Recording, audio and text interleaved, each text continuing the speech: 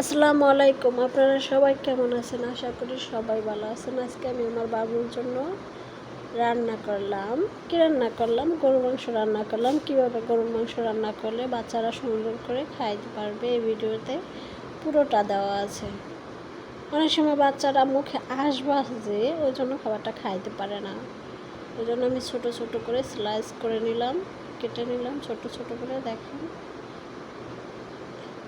অনেক ছোট করে কাটছি যেন রান্না করলে এটা আরও ছোট হবে।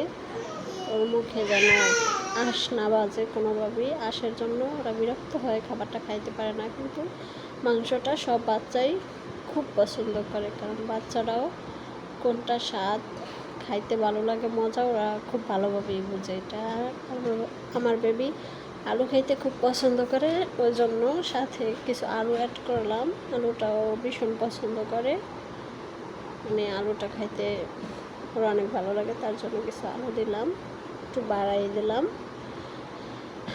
তো চলুন কীভাবে কম মশলা দিয়ে বাচ্চাদের জন্য খাবারটা রান্না করা যায় দেখে নিন।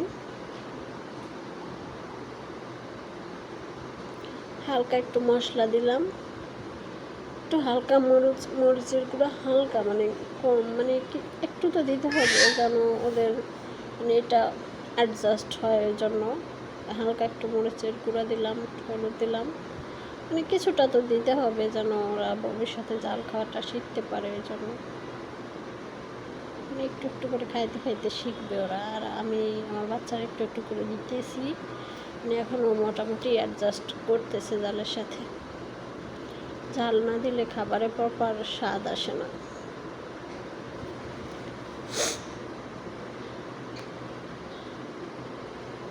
মশলাটা কষাইয়া আলুগুলো দিয়ে দিলাম, মাংসটা একসাথে, কারণ মাংসটা দুইটা একসাথে দিলাম, কারণ মাংসটা এত ছোটো করে কাটছি, মানে আলুর সাথে একবারে সেদ্ধ হয়ে যাবে।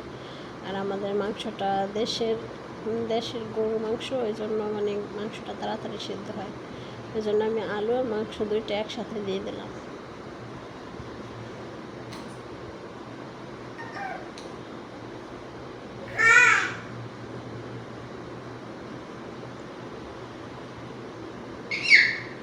আমি আমার বাচ্চার জন্য ভাত খাওয়ার তরকারিটা মানে আলাদাই রান্না করি, আমাদের নিজেদের খাবারের সাথে করি না, কারণ ওইটায় অনেক চাল থাকে, খাইতে পারে না, ধুয়ে খাওয়ার লাগে। আর একটা তরকারি বা মাছ মাংস যাই হোক ধুয়ে যদি খাওয়ানো হয় তাহলে মানে ওইভাবে স্বাদটা পায় না।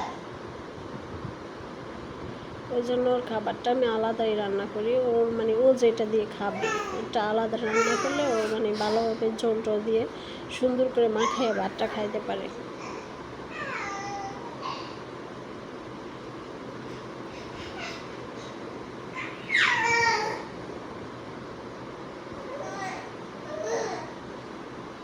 যে হয়ে গেল, আমি আমার ছেলের জন্য ভাত বাড়লাম, নিলাম।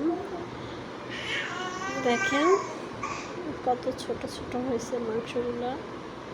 আলুগুলোও কিন্তু গলে নাই, দেখছেন, মানে সেদ্ধ হয়ে গেছে। বাচ্চারা খাইতে এটা পছন্দ করে, বড় বড় করে দিলাম আলুটা। এই মাংসটা কোনো লম্বা লম্বা আঁশ বাজবে না, ওরা ভালোভাবে খাইতে পারবে এটা।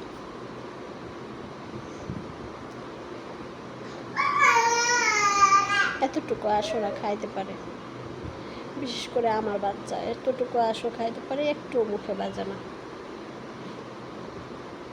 মুরগির মাংসের মতো ছোট ছোট।